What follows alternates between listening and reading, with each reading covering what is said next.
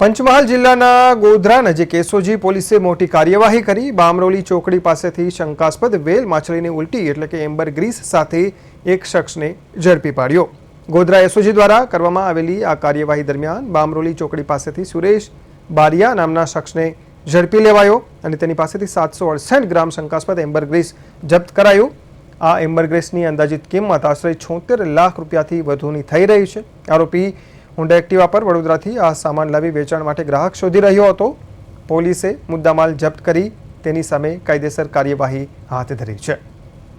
પંચમહાલના police inspector આર.એ. Patel અને તેમની ટીમના પીએસઆઈ અને પોલીસ માણસો વન્ય પ્રાણીઓના અવશેષો અને પદાર્થોની શોધમાં રહેવાને કાયદેસર કાર્યવાહી કરવાની સૂચના આધારે પીએસઆઈ બી.કે. ગોહિલ નાઓએ આજરોજ ગોધરા બામરોલી ચોકડી નજીક એક એક્ટિવા ચાલક પાસે આ પ્રકારનો પદાર્થ લઈને જતો હોવાની હકીકત આધારે એ એક્ટિવા રોકી અને એની ડિક્કી ખોલાવી અને તપાસ કરતા એની અંદરથી વેલ માછલીની ઉલટી જેને એમ્બરગ્રીસ કહેવામાં આવે છે જે કુલ્લે 768 ગ્રામની જેની અંદાજિત કિંમત ₹76,80,000 થાય છે તે મળી આવતા તાત્કાલિક સ્થળ પર એફએસએલની ટીમ અને ફોરેસ્ટની ટીમના અધિકારીઓને બોલાવીને તપાસ કરતા તે એમ્બરગ્રીસ હોવાનું જણાય, જે બાબતેની કાયદેસરની કાર્યવાહી કરી અને આગળની કાર્યવાહી માટે